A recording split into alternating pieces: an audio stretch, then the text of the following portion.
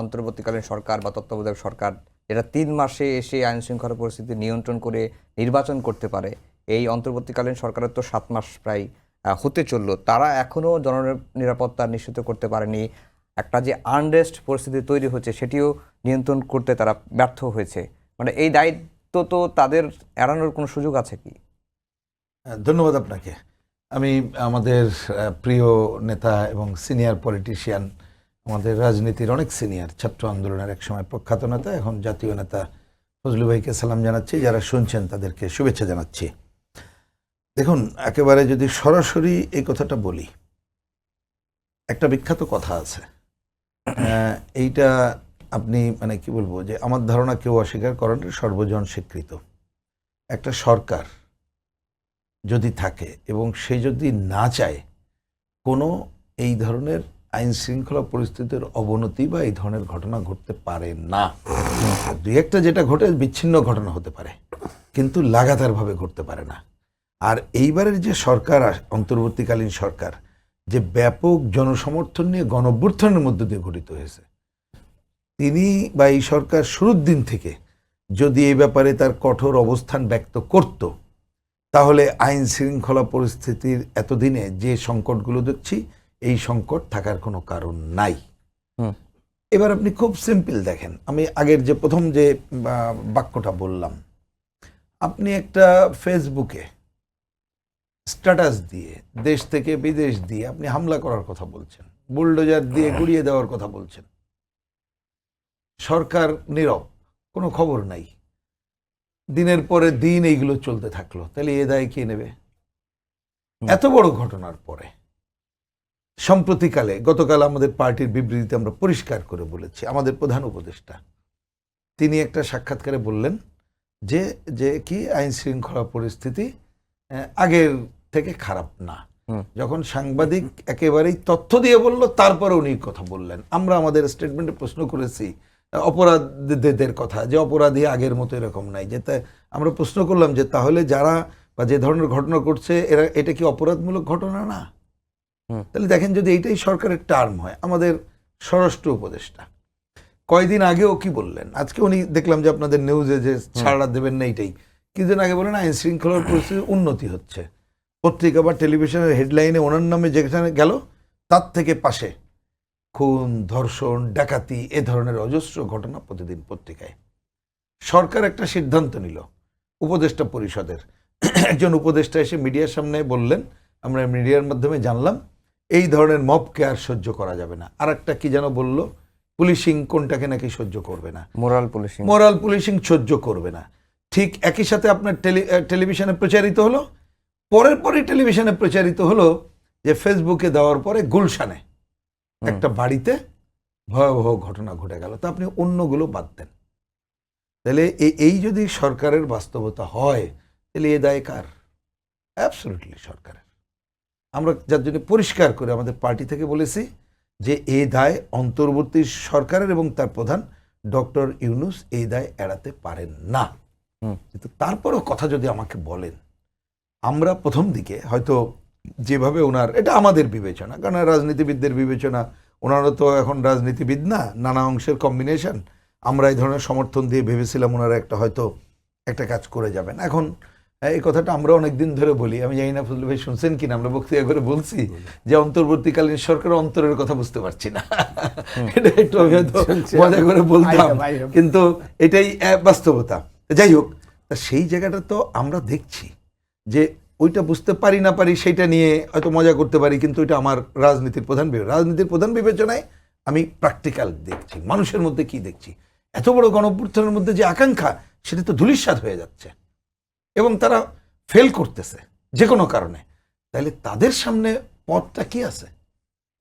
পথ তো একটাই আছে, যে যত দ্রুত সম্ভব ওনারা যে ওত নিয়েছেন, এবং এই যে উপদেষ্টা, শিক্ষা উপদেষ্টা নামে যাকে নিয়োগ দিলেন অন্যরা, তারাও তো ওত নিলেন যে সংবিধান সংরক্ষণ করে কাজ করাটার, এই যে কথা বললেন না, তাহলে এইটা যেটা আছে যে প্রত্যক্ষ জনগণের প্রত্যক্ষ ভোটে নির্বাচিত প্রতিনিধির হাতে ক্ষমতা হস্তান্তর করার জন্য যাওয়া দরকার। না হলে দিন যত যাবে তাতে তো সংকট আরো ঘনীভূত হবে, আর আরো ঘনীভূত হলে আপনি যদি একটা ভালো নির্বাচন আপনি না করতে পারেন, তাহলে আপনি যে দায়িত্ব নিলেন এই যে এত বড় একটা গণঅভ্যুত্থান, যে শত শত মানুষের শহীদের জীবনদান, হাজার হাজার মানুষ এখনো আহত হয়ে মানে আর্তনাদ করছে, এবং যে লক্ষ লক্ষ একেবারে শিশু থেকে বৃদ্ধ পর্যন্ত যে আকাঙ্ক্ষা নিয়ে গণঅভ্যুত্থানে বা শরিক হলো, আপনি তাহলে তাদেরকে কোথায় নিয়ে যাবেন? এটা তো আপনারই রেসপন্সিবিলিটি এই কাজটা করার। কিন্তু এখন আপনি কিন্তু প্রিন্স ভাই, এখন দেশের যে বাস্তবতা, দেশের যে আইন শৃঙ্খলার পরিস্থিতি, এই যে পরিস্থিতি, এই পরিস্থিতির প্রেক্ষাপটে নির্বাচনটাতে আসলেই একটি বড় কর্মযজ্ঞ, মহাকর্মযজ্ঞ বলা চলে। সেই ক্ষেত্রে নির্বাচনটা কি মানে খুব সহজ হয়ে যাবে? আচ্ছা, আমি ঠিক আছে, ওই কথায় আসছি। আগের কথার সাথে অল্প একটু যুক্ত করেই ওই প্রশ্নে আসা করা সম্ভব। তাহলে এখন মানে আপনার প্রশ্নটা আমি একটু পজ দিয়ে রাখলাম, পরে আসছি আগের কথার সাথে। তাহলে এখন হচ্ছে আপনি কার কথাটা শুনবেন? আপনি তো নিজের একটা টিম, বুঝলাম, কিন্তু বাইরে যারা আছে উনি তো কথায় কথায় পলিটিশিয়ান, অন্যদের সাথে কথা বলবেন, তাদের মতামত নেবেন, তাদের মতামত ছাড়া কিছু করবেন না, এই কথাগুলো বলছেন না? তাহলে এইবার তাহলে ভয়েস শুনুন। মানে ভয়েস শুনুন বলতে আপনি আমি যা জানি, অধিকাংশ গণতন্ত্র মনা রাজনৈতিক দলগুলো কি বলছে? একটু আগে আমি যে কথা বললাম, আমার দল, আমার জোট, অন্যান্য দল, বিএনপি, অন্যরা তো এই ধরনের কথাই বলছে। আমাদের শেডের ডিফারেন্স থাকতে পারে, কিন্তু জনগণের প্রত্যক্ষ ভোটে নির্বাচিত প্রতিনিধিকে ক্ষমতা হস্তান্তর করা এবং নির্বাচনের জন্য প্রয়োজনীয় সংস্কার করেই কিন্তু এ ব্যাপারে কোনো দ্বিধা নেই। তাহলে এই কথাটা শুনে যদি উনি শুরু করেন এই রাজনৈতিক দল অন্যদেরকে আস্থায় নিয়ে, তাহলে পরের যে কথাটা বললেন এইটা এখনকার প্রেক্ষাপটে কোনো সমস্যাই আমি অন্তত পক্ষে মনে করি না। এই কারণে আপনি তো আইন শৃঙ্খলা পরিস্থিতি যেভাবে আপনি যে গতিতে হাঁটছেন, তাতে আপনি তো 2-4 দিনে মেলা কিছু করতে পারছেন না।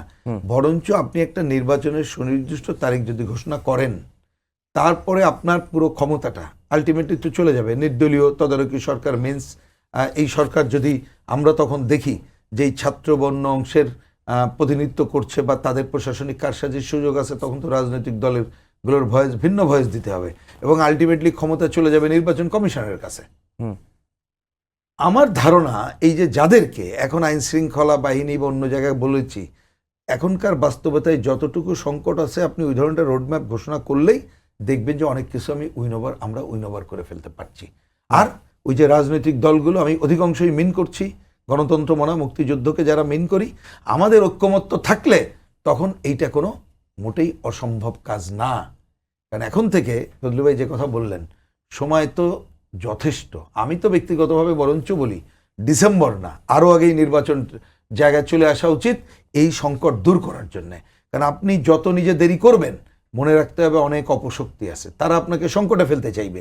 আর এই যে নতুন যে দলের কথা বললেন, ওনারা হয়তো ওনাদের অঙ্ক থেকে বলতেই পারেন, আমি সেটা তাদের রাজনীতির বুঝ, কারণ একটা যদি বেশি সময় পায় তারা হয়তো আরো বেশি কাজটা করতে পারবে। এখন সেইটার উপরে তো দাঁড়ায় আপনি সিদ্ধান্ত নিলে চলবে না, কারণ আপনি তো একটা নির্দলীয় তদারকি সরকার এক অর্থে।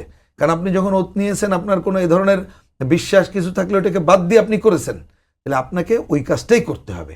তা যে যুক্তি এখানে শুনলাম, এই যে নতুন দলের যিনি প্রধান তিনি বললেন যে আইন শৃঙ্খলা পরিস্থিতির এই জায়গার জন্য এটা করা যাবে না, তাহলে আইন শৃঙ্খলা পরিস্থিতির উন্নতি যদি আপনি একেবারে মডেল উন্নতি করতে যদি 5 বছর লেগে যায়, সংস্কারের কথা যদি 10 বছর লেগে যায়, কথার কথা বললাম, বা বিচারের কথা বলে অনেকে, তাতে যদি 20 বছর লেগে যায়, তাহলে তো হাসিনার এক ধরনের ছায়া দেখছি যে উন্নয়ন আর গণতন্ত্র, যে উন্নয়ন চাইতে গেলে গণতন্ত্র অত চাওয়া যাবে না, ওইটা একটু, আর সরকারের স্থিতিশীলতা লাগবে, তার জন্য 45 সাল পর্যন্ত লাগবে। তা আপনি তো সেই ছায়া তো আমরা দেখতে চাই না, সেটা তো গণঅভ্যুত্থানের আকাঙ্ক্ষা না।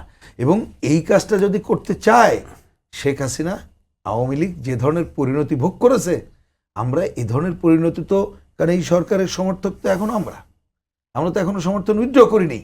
আমরা গণঅভ্যুত্থানের আকাঙ্ক্ষা বাস্তবায়নের জায়গায় যেতে চাই, যেটা গণ আকাঙ্ক্ষা ছিল।